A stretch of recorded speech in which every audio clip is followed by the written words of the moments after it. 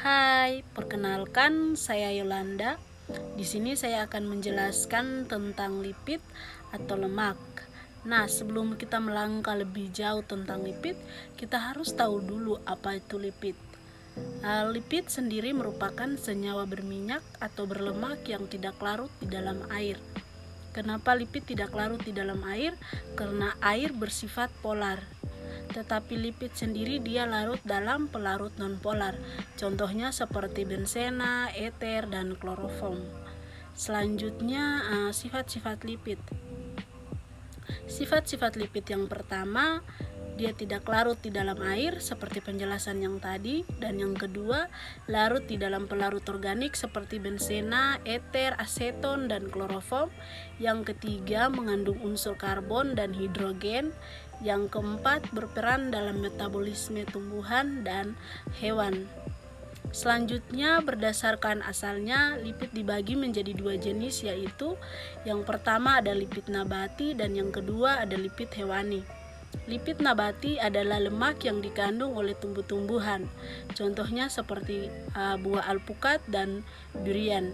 Yang kedua ada lipid hewani, adalah lipid yang dikandung oleh hewan.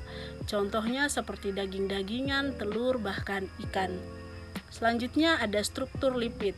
Struktur penyusun utama lipid adalah trigliserida, yaitu ester gliserol dengan 3 asam lemak yang bisa beragam jenis.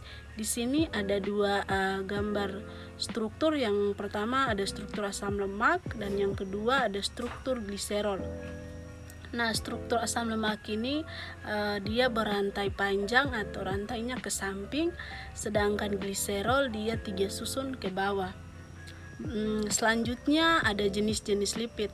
Terdapat beberapa jenis lipid, yaitu yang pertama ada asam lemak. Asam lemak terdiri atas asam lemak jenuh dan asam lemak tak jenuh.